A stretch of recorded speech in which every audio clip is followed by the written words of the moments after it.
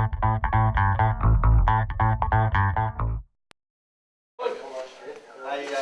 obviously we've all been talking injuries and changes and all that sort of stuff. Can you give us some insight into how much Kurt Tippett achieved the training stuff? He didn't train today. He just walked laps, so he didn't do much today. But he'll be available for selection. We're pretty confident he'll play. What about Sam Shaw? Less likely, maybe? No, I think he'll be right. Yeah, it's one of those ones where we'd like an extra day, but I'm almost certain he'll come up and be available for selection. It's just hyperextended knee. Had a jab during the game, but nothing that would keep him out long term. You say you're confident Tippett will play. Has he done concussion testing and all that sort of stuff? Yeah, we've obviously done all the testing that the AFL require for the concussions. Everyone's unique though, everyone's different with how they recover from every concussion, so we'll leave him right up to the last minute almost to make a decision on him, but he seems to be fine. He's confident he'll play, so normally when the player's confident, that's a good sign. So the early test you've done suggests he'll be okay, but we'll just do more testing later in the week? Yeah, there's just one more he'll do on the Friday, I think, just to tick the final box from the AFL's point of view. How important is he to your group, obviously? Yeah, critical. Yeah, the chemistry of Walker and Tippett's been great this year, and I think we're a better side when both of those two boys are playing in our forward line. Do you look to shake up the mix this week, Brenton, given how things went last week? Not so much. I think sometimes you can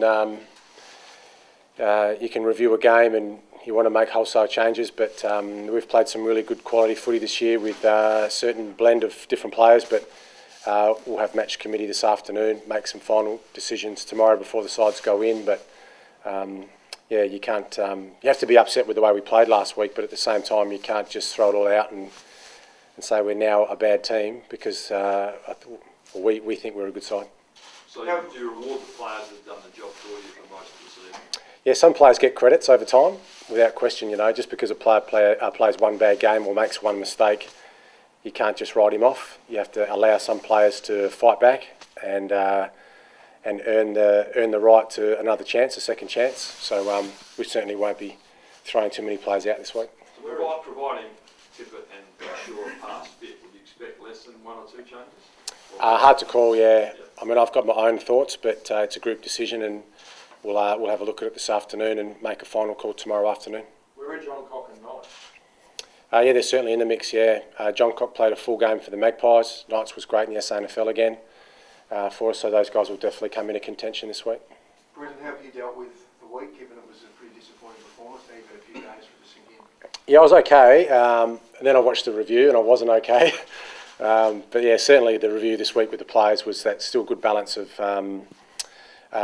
stuff that we can improve on, things we did poorly, but also too there was some good footy in there as well. So we've just got to make sure we have a real consistency of performance every week, and it was a good wake-up call for us because we know we can't flirt with our form, and you have to bring that real tough edge, mental edge every week. And we got embarrassed at certain parts of the game on the weekend, but we've addressed them, trained really well today. Hopefully that transfers then onto Saturday's match against Richmond. Is there any concern there was complacency or anything like that, or how do you put your finger on perhaps why it wasn't there? I don't think it's complacency, but it was a good opportunity for us to address again that if you play for the Adelaide Crows, you're required to play a certain way, and if we're 5% off, we're going to get embarrassed by any side. Doesn't matter who you play, you have to bring your best to the table every week, and we certainly did get embarrassed at times on the weekend. I'm going to ask you a question, but obviously you're preparing the team, but what about the fans as well? Do you think maybe from a punter's perspective it's a bit of a wake-up call and just a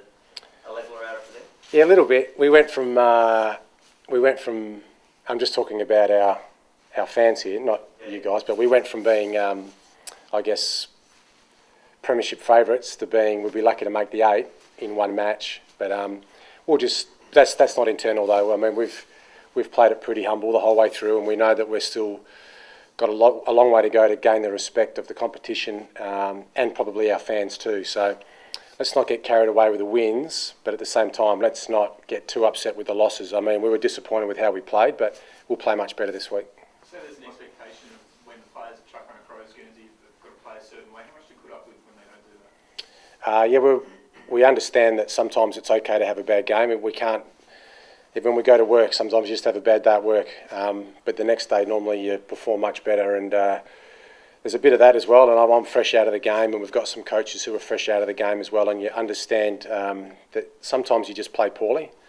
The effort's still there, but the way that you play and the smarts weren't quite there with a lot of our guys last week, so it just didn't seem like the Adelaide Crows that we've quickly become accustomed to.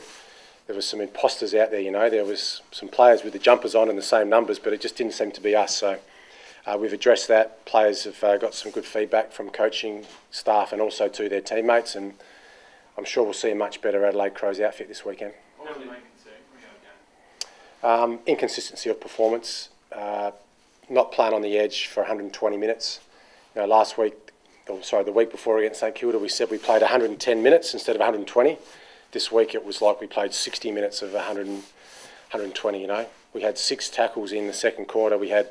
4 tackles in the second quarter, 6 tackles in the fourth quarter. That's 10 tackles in a half of footy. You know, Fremantle, when they played Richmond earlier this season, had 118 tackles. It takes us 2 games to get that many. So that's an area that we're most looking to identify, that we want to bring that tackle pressure. Suggesting imposters, how many players got tick marks last week? 11.